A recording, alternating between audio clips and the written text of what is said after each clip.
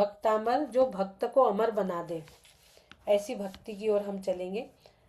प्रभु आदिनाथ की स्तुति आचार्य मानतुंग जी ने की थी। कब की, कहाँ की, कैसे की, बहुत सारे लोगों को पता भी होंगे, बहुत सारे लोगों को नहीं भी पता होंगी। तो हम स्टोरी पे ही जाएंगे सबसे पहले कि यह भक्तांबर जो है ये कब, कैसी स्थिति में और कहाँ कैसे लिखा गया। भोपाल से 40 किलोमीटर दूर एक धार नगरी है। उज्जैन के राजा भोज वहाँ थे और वो बहुत ज़्यादा मतलब संस्कृत में, प्राकृत में, विद्याओं में, कवियों में, पठन पाठन में, शास्त्र में उनकी बुद्धि बहुत तेज थी और वो बहुत इंटरेस्ट रखते थे उस चीज़ में। उनकी सभा में कालिदास जी भी थे और धनंजय कवि एक थे। उनकी सभा में कोई ना कोई शास्त्रोक्त वगैरह चलते रहता था।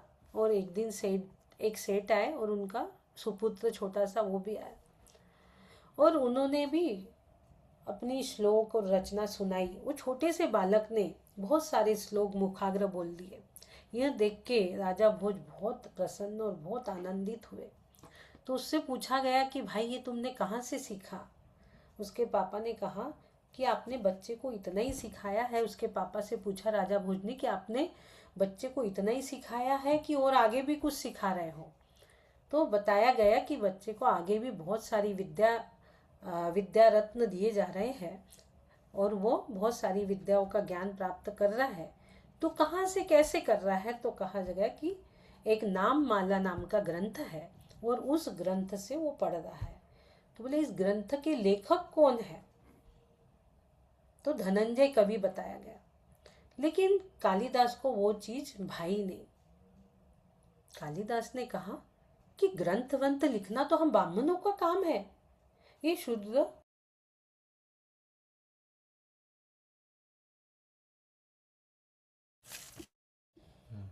थोड़ा नेट का प्रॉब्लम है, तो अभी एक बार फिर से रिकनेक्ट होगा तो फिर से रीजॉइन होंगे। अभी हमने कनेक्ट कर लिया है।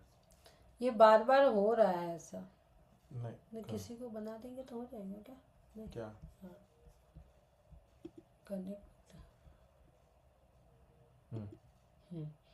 तो हमारी बात चल रही थी कि वो नन्हे मुन्ने बच्चे ने कहाँ से पढ़ाई किया, तो उसने नाममाला नाम के ग्रंथ से किया। क्योंकि कालिदास भी संस्कृत के महान ज्ञाता, बहुत बड़े विद्वान थे। और उस जो बच्चे ने नाममाला ग्रंथ बोला तो कालिदास को समझ में आ गया कि ये ग्रंथ तो मेरा है। बोला नहीं, ये नाममाला नहीं, नाम मंजरी ग्रंथ है और ये ग्रंथ मेरा है। ये कहाँ बनिया बनिया लोग, मतलब ये वैष्णव लोग, ये शूद्र लोग कहाँ ग्रंथ अंत लिखते हैं। ग्रंथ लिखने का काम तो हम जैसे विद्वानों का है, कालिदास ने कहा। और कालिदास ने नाम माला जो ग्रंथ था उसका नाम नाम मंजरी कर दिया और अपना ठप्पा लगा दिया था कि ये ग्रंथ मेरा है। उसने नाम मंजरी नाम बदल दिया और अपना नाम डाल दिया धनंजय कवि के उस ग्रंथ पे कि ये ग्रंथ तो मेरा है, मैंने लिखा है। इस प्रकार से कालिदास ने वहां पर थोड़ी सी हेरा फेरी की थी। लेकिन धनंजय कवि प्रगाढ़ विद्वान थे, तो राजा भोज का कहना था कि वो कभी हमारे सभा में आए क्यों नहीं, उनको हमारे सभा में बुलाया जाए जब वो इतने प्रगाढ़ है। तो धनंजय कवि को बुलाया गया।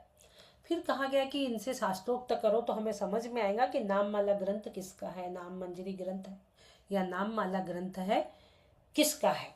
देखिए साउंड यदि नहीं आ रहा है तो आप लोग अपना ही नेट को टेस्ट करो कि आपके नेट में क्या प्रॉब्लम है। हमारे यहाँ तो साउंड बराबर आ रहा है। रुको।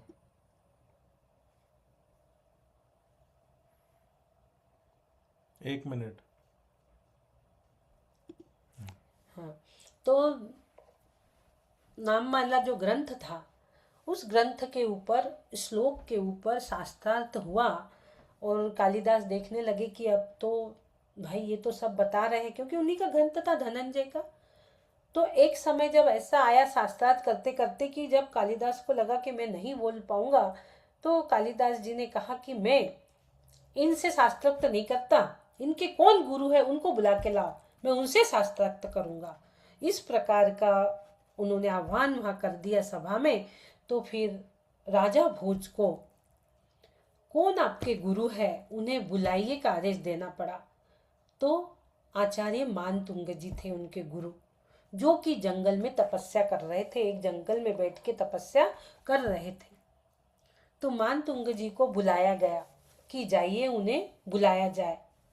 तो मानतुंग जी को बुलाया गया, आपको इसकी पिक्चर भी हम दिखा देंगे।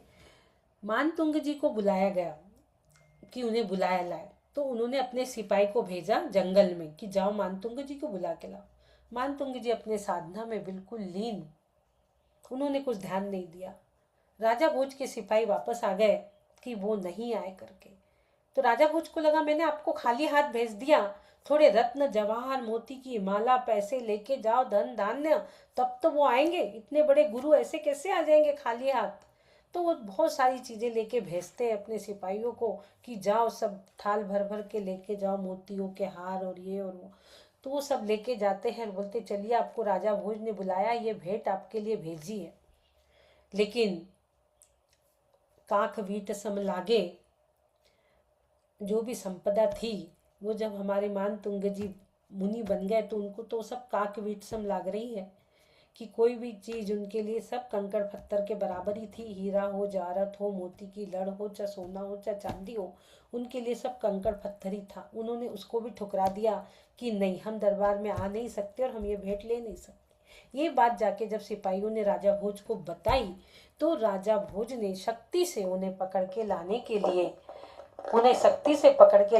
लिए कहा कि जाइए उन्हें पकड़ के लाइए, दरबार में भेंट करिए। उन्हें दरबार में पहुंचाया गया। जब वो दरबार में आए तो उन्होंने देखा कि ये जो भी हो रहा है ये उपसर्ग स्वरूप है, ये मेरे ऊपर उपसर्ग आया है। यदि जिनसांसन के ऊपर उपसर्ग आता तो वो जरूर बोलते। उन्होंने कहा ये हमारा पर्सनल उपसर्ग है। उन्होंने वहां पर मौन धारण कर लिया, कुछ भी नहीं बोले। जब मौन धारण कर लिया तो कालिदास को लगा कि इनको तो कुछ नहीं आता, इसलिए इन्होंने मौन धारण कर लिया। लेकिन उन्होंने अपने ऊपर उपसर्ग स्वरूप समझकर मौन धारण किया, क्योंकि किसी भी राजा की सभा में हमारे मुनि लोग ऐसे जाते नहीं है कि कोई बुला रहा है और वो चले जाए। ऐसे हमारे साधु संत लोग नहीं जाते हैं। उन्होंने उपसर्ग स्वरूप समझकर वही मौन धारण कर लिया। जैसे ही उन्होंने मौन धारण करा, कुछ नहीं बोला, तो राजा भोज ने वहां पर आज्ञा दे दी कि इन्हें 48 तालों के कोठरी में बंद कर दिया जाए। और उन्हें 48 तालों की कोठरी में बंद कर दिया गया। जब वो वहां पर बंद थे, 3 दिन हो गए, न आहार व्यवस्था न जल की व्यवस्था। 3 दिन में वो बेड़िया भी ऐसी जकड़ी हुई थी, मोटी मोटी सांखल, और पूरी उसकी किनारे भी इतनी तेज थी कि जैसे ही उसको जकड़ा गया था तेजी से, तो वहां से ब्लड भी निकलने लगा था, रक्त का प्रभाव भी वहां से हो रहा था। लेकिन मानतुंग जी ने वहां क्या किया, उस बंधन पे ध्यान नहीं दिया। उन्होंने कहा कि ये शरीर बंधन में है, लेकिन मेरी आत्मा तो निर्बंध है, क्यों न मैं आदि प्रभु की भक्ति करूं, और बंधन में वंदन कर दिया। उन्होंने बंधन में आदि प्रभु को वंदन किया, जैसे ही तो आदि प्रभु वहां उनके सामने प्रकट हो गए और उन्होंने अपनी भक्तांबर की रचना प्रस्तुत कर दी। भक्ति 3 दिन बाद ऐसी भक्ति की कि 46 नंबर श्लोक पे पहुंचते पहुंचते ताले टूट गए। ऐसी भक्ति करूं मैं प्रभु जी, पाऊं जन्म न दोबारा। ऐसी भक्ति की कि अब मुझे दूसरा जन्म नहीं चाहिए, मैं इसी जन्म में अरिहंत अवस्था को प्राप्त करूं, सिद्ध अवस्था को प्राप्त करूं। हाथों में हो एक प्याला वीर की भक्ति वाला, पी के हो जाए मस्त प्राण, हो जाए सम्यक दर्शन ज्ञान। ऐसी भक्ति उन्होंने की कि सम्यक दर्शन ज्ञान हो जाए। ऐसी प्रभु की एक विशेष परिस्थिति में मानतुंग जी ने इस भक्तांबर की रचना की, प्रभु आदिनाथ की स्तुति की। कोई वहां पेन कागज नहीं रखा था पहले से कि मानतुंग जी को अभी जेल होने वाली है तो पेन कागज रख दो, अब वो श्लोक लिखने वाले हैं, भक्तांबर की रचना होने वाली है। ऐसा कुछ नहीं था। और कोई उनने बड़े बड़े जज भी नहीं लगाए कि मुझे यहां से छूटना है तो बड़े बड़े वकील और जज कर रहे हो। ऐसा कुछ भी नहीं किया। वो अपनी आत्मा को निर्बंध समझ रहे थे। शरीर का बंधन है ये, आत्मा तो मेरी निर्बंध है, मैं क्यों ना बंधन करूं, और उनने बंधन में भी बंधन कर दिया। आदिनाथ भगवान को स्तोत्र की रचना कर दी, इतनी सुंदर भक्तांबर स्तोत्र की रचना कर। जैसे ही वो 46 नंबर श्लोक पे पहुंचते हैं, देखते हैं कि जेल की कोठरी से बाहर चौतरे पे बैठे हुए एक शिला थी पत्थर की, और वहां वो बैठे हुए। अब सिपाहियों ने देखा कि अरे ये क्या, हमने तो बाहर रखा था और ये बाहर कैसे, हमने तो अंदर बंद किया था 48 थालों में, और ये बाहर कैसे। आश्चर्य हो गया, तो उन्होंने पुनः अंदर डाल दिया मानतुंग जी को। फिर वो भक्ति के प्रताप से बाहर दिखे, तो उन्होंने देखा कि अरे बार बार ये करने पर भी बाहर ही दिख रहे हैं। तो राजा भोज के पास वो जाते हैं और राजा भोज को बताते हैं ये सारा वृत्तांत कि ऐसा हो रहा है। तो राजा भोज के भी ध्यान में आ जाता है कि जैन धर्म जो है, जो भक्तांबर है, जो स्तुति है, भक्ति है, निश्चित ही मन से करो तो चमत्कारिक है, और ये ऐसा हो सकता है, क्योंकि वो प्रगाढ़ ज्ञान के धारी थे राजा भोज भी। तो उन्हें ध्यान में आ गया कि भक्ति फलीभूत होती है, होती है, होती है। यदि आपने सच्चे मन से भक्ति की है तो उसका फल निश्चित मिलेगा, मिलेगा और मिलेगा।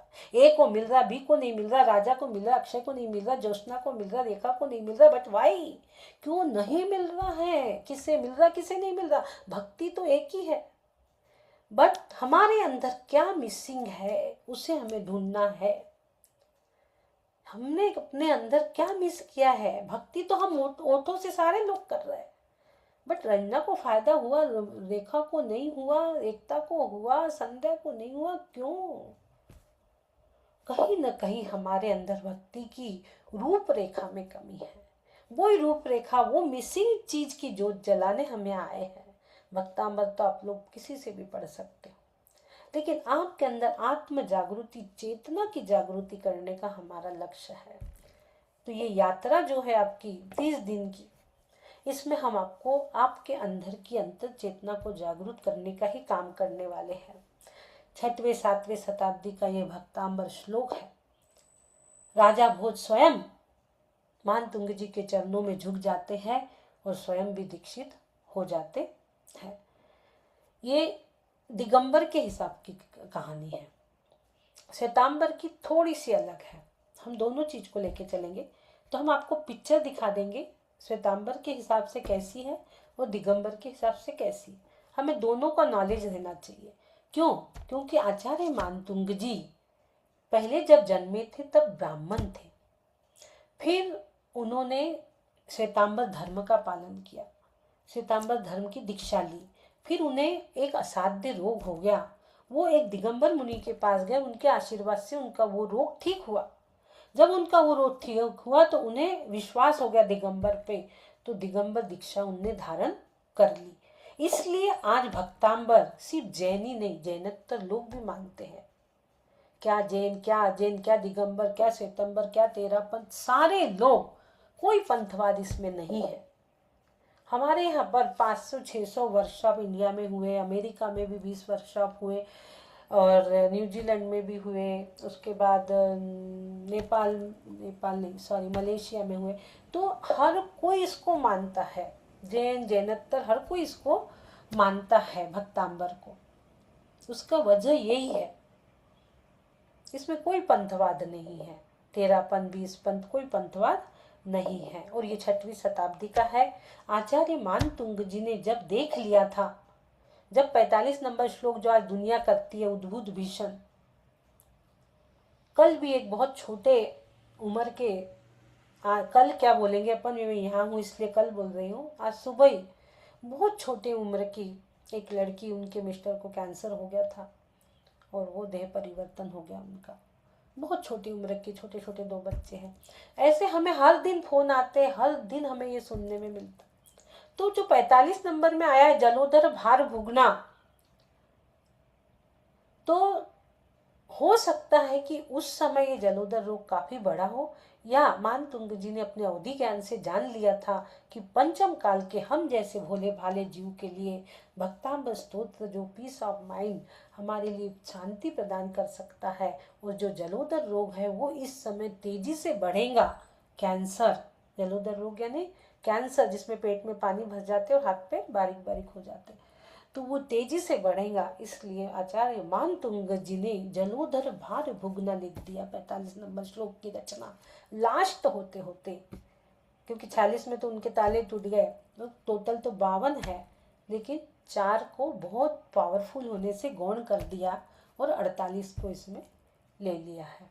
तो ऐसे 48 श्लोक की आराधना हम करेंगे। बुक के लिए भी हम आपको एक नंबर दे देंगे, यदि संगीता जी जुड़ी हो, संगीता जी कोटा से, तो उनका नंबर हम देंगे आपको। बुक मैं अभी यहाँ हूँ अमेरिका, तो इंडिया में वहाँ से आपको बुक मिल जाएंगी संगीता जैन। और दिल्ली वाले हैं तो उनके लिए भी एक नंबर हम दे देंगे, तो दिल्ली में दिल्ली वालों को भी मिल जाएंगी।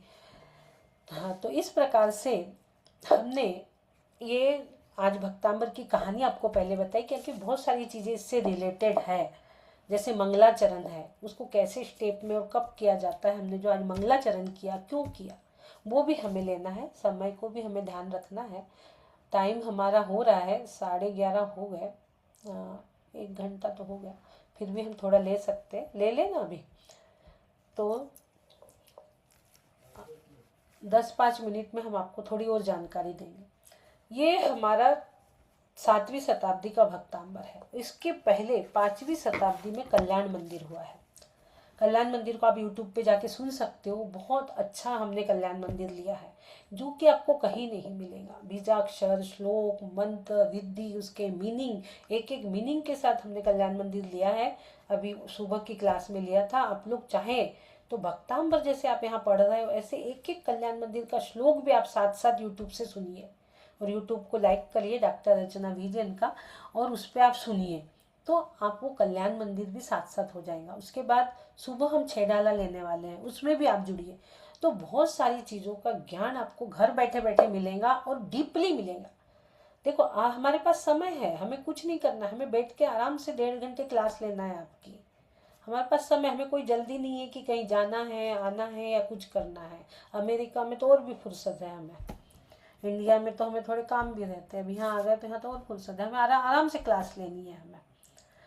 तो हम आपको बहुत सारी चीज़ों का नॉलेज, पूरी जैनिज्म का भी नॉलेज देने की पूरी कोशिश इसमें करेंगे। हम बच्चों को भी ऐसा ही कर रहे हैं शुद्धशाला में, कि बहुत सारी जैनिज्म की जानकारी देने की कोशिश हम बच्चों को भी छोटे छोटे टॉपिक के माध्यम से कर रहे हैं। तो आपको भी हम ऐसे ही करेंगे कि आराम से सिर्फ श्लोक का अर्थ नहीं बताएंगे कि श्लोक का अर्थ 2 लाइन में बता दिए, उसके मीनिंग पढ़ दिए देख के ख़त्म, ऐसा नहीं। बहुत सारी चीज़ों का ज्ञान हम आपको बीच बीच में जैनिज्म का भी देंगे, यदि आप लोगों की स्वीकृति हो तो बुक के लिए एक नंबर मैं इसमें डाल देती हूँ। संगीता जी आप जुड़ी हो तो अपना नंबर डालूंगी, संगीता जी का, सिद्धेश संगीता जी का नंबर डाल दो इसमें बुक के लिए। एक आगम की नदी है, ये आगम की निधि 350 रुपीज़ की है, तो आप इसको ले सकते हो। टेप रिकॉर्ड के लिए थोड़ा सा टाइम लग सकता है, क्योंकि मैं यहाँ पे हूँ। मैं कोशिश करूँगी कि ये गैजेट आपके वहाँ कैसे बन सकते हैं, तो मैं भिजवा दूँगी। रखे हुए हैं घर में, तो कैसे हो सकता है, कोई घर में है नहीं है, तो उसका भी कोशिश करेंगे भेजने की। तो हम कहाँ चल रहे थे, मंगलाचरण पे हम लोग चल रहे थे। तो हमारा जो मंगलाचरण है, हम लोग मंगलाचरण क्यों करते हैं, मंगल यानी क्या, कोई बता देगा मंगल यानी क्या? एक हाथ का हैंड रेज हो जाए। मंगलाचरण हम क्यों करते हैं, मंगल यानी क्या? अक्षय जी बहुत अच्छे से सुन रहे हैं, बहुत बढ़िया, वेरी गुड। अक्षय जी आप बोल सकते हो, अनम्यूट करें। नमस्ते दीदी, हाँ, मैं मंगल यानी उज्जैन क्या? से अक्षय बात कर रहा हूँ। मंगलाचरण मतलब जिससे सब कुछ अच्छा हो जाता है, मंगल होता है। बहुत बढ़िया, बहुत अच्छा आपने सरल भाषा में बताया। मंगल, गल यानी गलना, किन का गलना? पापों का गलना। जो पापों को गलाए वो चीज़ मंगल है। और मंगलाचरण 3 टाइप से होता है, शुरू में होता है, मध्य में होता है, लास्ट में होता है। शुरू में जो मंगलाचरण होता है हमें पता नहीं रहता, पर 3 टाइप से मंगलाचरण होता है।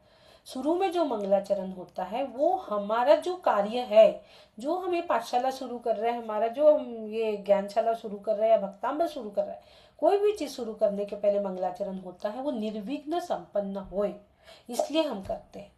और मध्य का जो मंगलाचरण होता है, जो कि मध्य में आप लोग बोलते हो आहा बहुत बढ़िया, कितना अच्छा पढ़ा रहे हैं, कितना मजा आ रहा है, कितना आनंद आ रहा है, ये आपका मध्य का मंगलाचरण है कि आधा सुनते सुनते आपको अंदर अंदर आनंद आ रहा है। और उसके बाद लास्ट का जो मंगलाचरण होता है, वो जो हम जिनवानी स्तुति बोलते हैं, वो लास्ट का मंगलाचरण है। 3 प्रकार के मंगलाचरण होते हैं। तो अब बात आती है कि भक्ति, भक्ति यानी क्या? भक्ति कोई बहुत बड़ी चीज नहीं है। भक्ति यानी क्या? भक्ति यानी एक समर्पण। अब ये समर्पण आएगा कहाँ से? श्रद्धा से आएगा। अब श्रद्धा यानी क्या? श्रद्धा जो है सम्यक दर्शन की पर्यायवाची शब्द श्रद्धा सम्यक दर्शन का गुण है। जिसके पास श्रद्धान सच्चा हो, जिसके पास श्रद्धान सच्चा हो तो वो सम्यक दर्शन की प्राप्ति कर सकता है। श्रद्धा अब आएगा कैसे, बनेगा कैसे? सच्चे देव गुरु शास्त्र को जैसे है वैसे मानना ही सच्चा श्रद्धान है। उसमें अपनी बुद्धि नहीं लगाना, अपना दिमाग नहीं लगाना। जो आगम में कहा है वो ही सत्य है, ध्रुव है, प्रमाण है, उसको वैसे के वैसे मान लेना सच्चा श्रद्धान है। अपना ज्यादा का दिमाग उसमें नहीं लगाना है। जब तक ये श्रद्धा नहीं आएगा तो समर्पण आ नहीं सकता, और समर्पण नहीं आएगा तो भक्ति आ नहीं सकती। अब भक्ति आएंगी कैसे? क्या खरीद के लाना है वाशिंगटन से, ट्रम्प से भक्ति, कि मोदी से खरीदना है? अमेरिका से, बॉम्बे से खरीदना नहीं पड़ता भक्ति। भक्ति क्या है? जो बंधन में भी बंधन किया मानतुंग जी ने। आप जब बंधन में वंदन कर रहे हो तो भी आपके आत्म पटल पर जो तरंगे, जो लहरें आती है आनंद की, तिलों की नाथ को देखने के बाद वाह क्या सुंदर प्रतिमा है, क्या वीतराग मुद्रा है, कहाँ विराजो रे, मुझे भी ऐसे विराजना है, मुझे भी उस वेदी पे आपके बाजू में विराजना है, आपके जैसे गुण मेरे अंदर भी आए।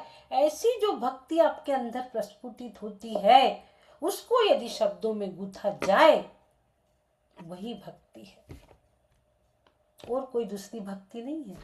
वो ही मानतुंग जी की भक्ति थी, जो उनके अंदर प्रस्फुटित हो रहा था, जो आत्मा में उनके वीतरागता की लहरें, वीतरागता के सरोवर में जो लहरें ऊपर नीचे हो रही थी धर्म की, उस लहरों को उन्होंने अपने शब्द में गूथा, वो ही भक्ति कहलाती है। पहला था हमारा भक्ति, अब हमारा मंगल हुआ, मंगल हुआ, भक्ति हुई। अब इसमें आपको जब भी मंगलाचरण करो, कोई शास्त्र शुरू करो, तो 6 बातों का ध्यान रखना बहुत जरूरी है। अब वो 6 बातें कौन सी है? एक तो पहला मंगल हो गया, दूसरा हेतु, निमित्त, उसके बाद उसका परिणाम, कर्ता और नाम। 6 बातें हमें याद रखना है। पहले हमने मंगल को समझ लिया कि मंगलाचरण करना है। उसके बाद उसका निमित्त क्या है? जो शास्त्र आप पढ़ रहे हो उसमें क्या निमित्त बना, क्यों लिखा गया, वो उसका निमित्त क्या बना?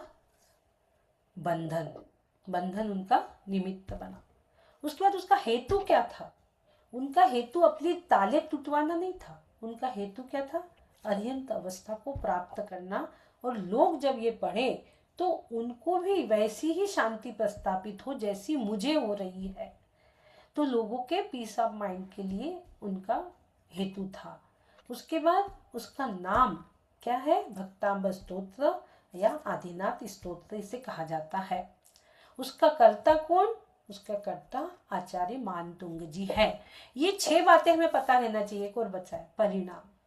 कभी भी कोई भी ग्रंथ आप पढ़ना शुरू करते हो, किसी से भी या स्वयं भी, तो 6 बातें आपको आवश्यक आने चाहिए। यही मंगलाचरण है। 6 बातें पता रहना मंगलाचरण है। सिर्फ 2 लाइन भक्त हमने भजन की बोल दी, नौका मंत्र बोल दिए और मंगलाचरण नहीं हो गया।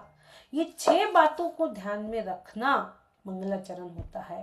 लास्ट है परिणाम। उसका जो परिमाण है वो क्या है? तो भक्तांबर में क्या परिणाम है कि 48 गाथाएं हैं, 4-4 चरण है, यानी एक श्लोक, 48 श्लोक है। एक श्लोक में 4 चरण है।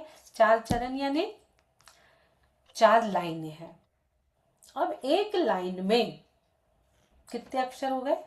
14 अक्षर, 14 अक्षर है, 7 गुरु और 7 लघु। तो पूरी लाइन में कितने अक्षर हो गए? एक लाइन में 14, 14 इंटू 4, 14 इंटू 4, 56। एक श्लोक में 56 अक्षर है, आप लोग लिख सकते। अब एक श्लोक में 56 अक्षर हो गए, 4 चरण हो गए।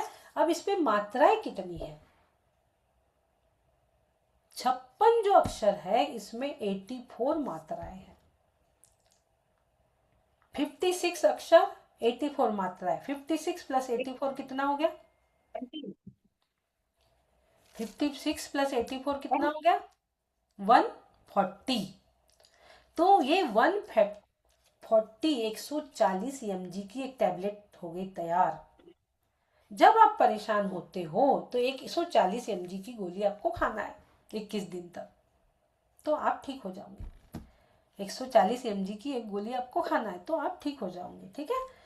तो 156 अक्षर, 84 मात्राएं, एक श्लोक के 4 चरण। अब पूरे श्लोक का कितना? 48 इंटू 4 करोगे, 48 इंटू 56 करोगे, तो 48 इंटू 84 करोगे तो सब आ जाएगा बराबर। 2688 अक्षर पूरे 48 श्लोक में है और मात्राएं 4052, 4052 मात्राएं है। ये इसका परिणाम हो गया। तो जब भी हम कोई ग्रंथ शुरू करते हैं तो हमें उसका परिमाण पता होना चाहिए कि कितने श्लोक है, किनका लिखा है, क्या नाम है, किस परिस्थिति में लिखा गया है, उसका हेतु क्या है यानी उसका उद्देश्य क्या है, उसका परिमाण क्या है, ये हमें पता होना चाहिए। 2688 अक्षर, 4052 मात्राएं, 4 चरण, 48 श्लोक। मानतुंग जी ने इसको बंधन में बंधन करके लिखा हुआ है। तो यहाँ तक हमने आपका ले लिया। कल आगे और भी बहुत सारी चीजें आपको बताई जाएंगी। उसके बाद ही श्लोक शुरू होगा। शुद्ध उच्चारण कैसे करना है, किस श्लोक से क्या होगा और उसका शुद्ध उच्चारण, ये कल आपका होगा। उसके बाद ही श्लोक शुरू होंगे कल, और ये सारी चीजें बता देंगे। फिर परसों से हम श्लोक शुरू करेंगे, ठीक है। चलिए अब हम एंड करेंगे। बोलिए आचार्य मानतुंग स्वामी जी की जय। हे अरिहंत प्रभु, मुझसे मन वचन काया द्वारा, क्रोध मान माया लोभ द्वारा, समरम समारंभ आरंभ द्वारा, कुटकारित अनुमोदना द्वारा सच्चे देव गुरु शास्त्र की अभिनय हुई हो और श्रद्धान हुआ हो, आज के पढ़ाने में किसी भी प्रकार की गलती हुई हो, जल्दबाजी हुई हो, त्रुटि हुई हो, किसी का हैंडरेज मैंने सुना, किसी का हैंडरेज ना सुना, इस सब के लिए मैं आपसे क्षमा याचना करती हूँ, क्षमा याचना करती हूँ, क्षमा याचना करती हूँ। एकेंद्र से लेके पंचेंद्र तक सभी जीवों से मिच्छामि दुक्कडम मैं भावना भाती हूँ। मैं जब भी यह देह विसर्जन होए, समाधि संलेखना पूर्वक होए, मैं घर से नहीं मंदिर से जाऊंगा, मैं लेट के नहीं बैठ के जाऊंगा, मैं गुरु के चरण पद्मों से जाऊंगा। इसी भाव के साथ ओम की घनपिंड होकर पूरी ऊर्जा मुझ पे और मेरे पूरे झूम के माध्यम से जुड़े साधकों पे बरस रही है। पूरी ऊर्जान्वित हो रहे हैं, सभी इस क्लास के लिए ऊर्जान्वित हो रहे हैं। बची हुई ऊर्जा पूरी हम अपने साधु संतों तक भेज रहे हैं ताकि उनका हार विहार निहार सब निरंतराय हो। बची हुई ऊर्जा हम पूरे प्राणियों के लिए भेज रहे हैं। इसी भाव के साथ स्वस्थ हो हम, सुरक्षित हो हम, ओम नमः आरोग्य हम, परम शास्त्र स्वरूप हो हम। बोलिए आदिनाथ भगवान की जय। क्लास के कुछ छोटे से मैं रूल्स बताना चाहूँगा सबको। जय जिनेन, मैं सिद्धेश जैन, अर्चना जी का छोटा बेटा। क्या ये क्लास के पीछे बहुत मेहनत और बहुत एफर्ट लगता है मम्मी का, जो कि पिछले 1 साल 2 साल कितने 4-5 साल से चल ही रहा है, 6 साल से। तो ये एफर्ट जो है 2017 से 2017, तो ये जो एफर्ट है इसके पीछे बहुत कोर्स बनाया गया है, मम्मी ने से बहुत लिखा गया है, बहुत सारे शास्त्र को पढ़ के उनमें से भक्ताम और उनमें से ध्यान बनाया गया है। तो मेरा बस एक ही इस आप सब लोगों से रिक्वेस्ट है कि इस क्लास को सीरियसली ले, है ना। ऐसे नहीं 30 दिन की क्लास है, हम 10 दिन जुड़ गए, 5 दिन जुड़ गए, फिर हम सर्टिफिकेट लेने के लिए आखिरी दिन पहुंच गए, है ना। ये ध्यान ये ना करें, क्योंकि बहुत मेहनत है, बहुत कुछ है। इसलिए हमने इसके पहले कुछ नॉमिनल फीस या इसको डोनेशन रखते हैं, जिसके लिए हम आपके लिए एक तीर्थ क्षेत्र हर साल 31 दिसंबर नया साल मनाने के लिए या 10 दिन का 10 लक्षण करने के लिए हम शिखर जी ले जाते हैं। तो वो नॉमिनल फीस इसलिए रखी जाती थी। तो उससे लोग, जब भी थोड़ा अमाउंट जुड़ता है तो लोग सीरियस हो जाते हैं किसी भी चीज़ को लेके। तो वही हम इस बार नहीं कर रहे, पर इसका मतलब ये नहीं कि हम 225 आज देख रहे हैं यहाँ पे अटेंडेंस, कल ये 100 रहेंगी, फिर अगले एक दिन 400 हो जाएंगी, फिर एक दिन 50, ऐसा नहीं। आपको जुड़ना है, आप पहले दिन से आखिरी दिन तक सीरियसली 1 घंटे के लिए जुड़िए। नहीं जुड़ना है, अभी नहीं जुड़ना है, अगले महीने जुड़ना है, अगले महीने जुड़िए। पर अगर पहले दिन जुड़ रहे हैं तो कोशिश करिए कि आखिरी तक इसको रखें, क्योंकि फिर वो सर्टिफिकेट बनाना, सबका एक एक ट्रैकिंग रखना बहुत मुश्किल हो जाता है हमारे लिए भी। तो एक ही रिक्वेस्ट है, सब सीरियसली इसको पढ़े, है ना? ठीक है। और जो भी क्वेश्चन है वो ग्रुप में पूछ लीजिएगा। वो ग्रुप में हमारे कोऑर्डिनेटर, हीलर सब लोग हैं, वो सब आपको